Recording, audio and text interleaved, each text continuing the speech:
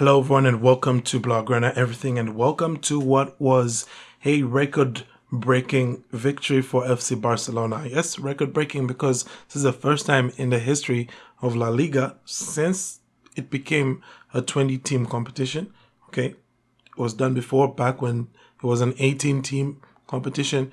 Now it's 20-team competition. It's the first time ever that a team has won every one of their home matches. That's what Barcelona has just achieved, which, when you think about it, for me, that's more impressive actually than getting the 100 points. Because if you asked me at the start of the season that, do you think Barcelona is going to win every single one of their home games this season, I would have told you no.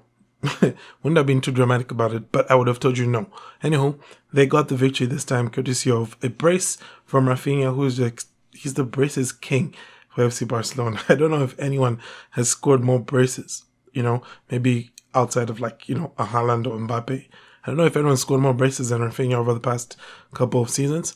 He got his 2 goals, and there was also a golazo from João Cancelo, and that was basically, either side of, a dodgy penalty that Real Betis got, and they were able to score. But at the end of the day, anyway, we did get to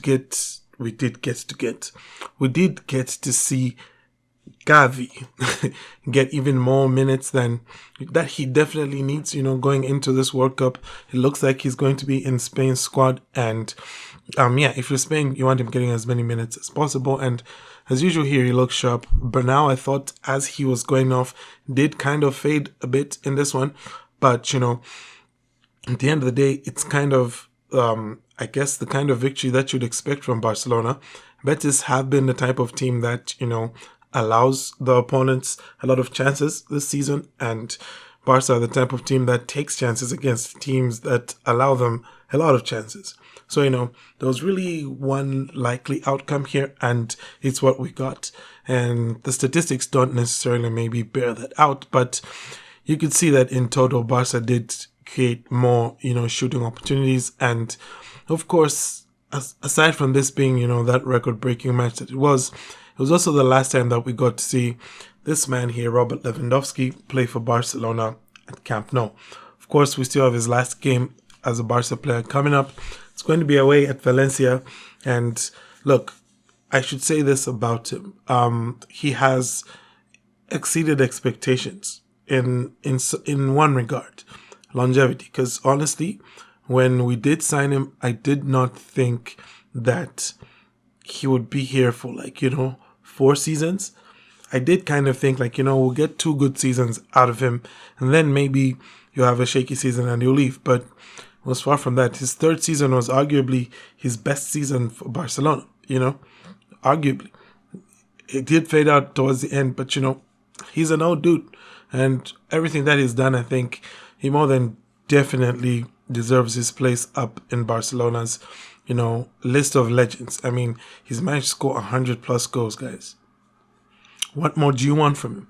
Of course, we could have asked for some of those goals to come in Champions League semifinals and whatever, but he did what he could when he was able to, and above everything else, I think he, alongside Hansi Flick, he definitely sums up well what's great about this Barcelona team right now, which is that you can't really count them out, and on their day they can still top any team that you could bring.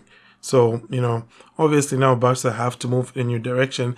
They need a younger number 9. They need somebody who's more mobile. It just works better with Flick's football when they have that, and we're going to hopefully see that happening.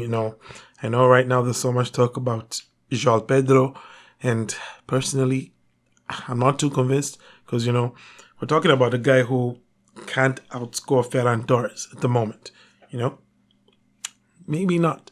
I would much prefer we take a chance on Omar Marmoush, just, cut price deal with Man City, I mean, if you look at all the other players who signed for Man City, with the exception of Aguero, I think every one of them has gone, at least has been good.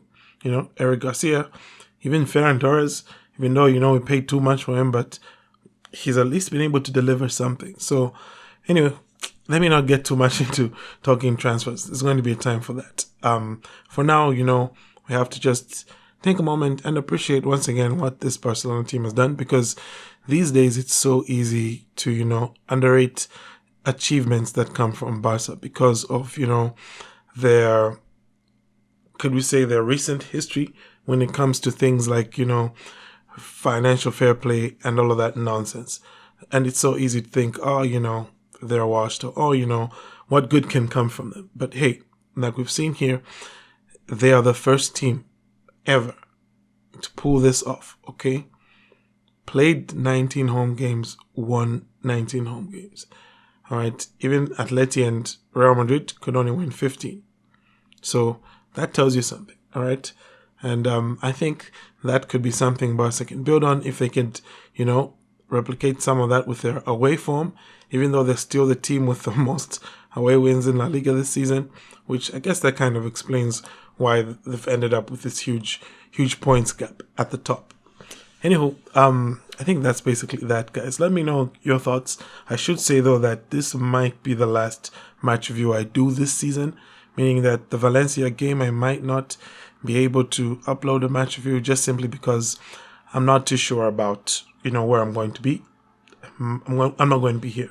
I'm going to be in my typical setup. So if it's not going to be like, a decent setup that I have, I'll probably not upload, and I'll put out like a podcast, long format kind of thing. It's been a while since I did that. Maybe that's what I'll do if I don't have a good enough environment to record in. Otherwise, I'm going to say the third. Otherwise, I thank you all for tuning in. Do have a great day, and Forza Barca.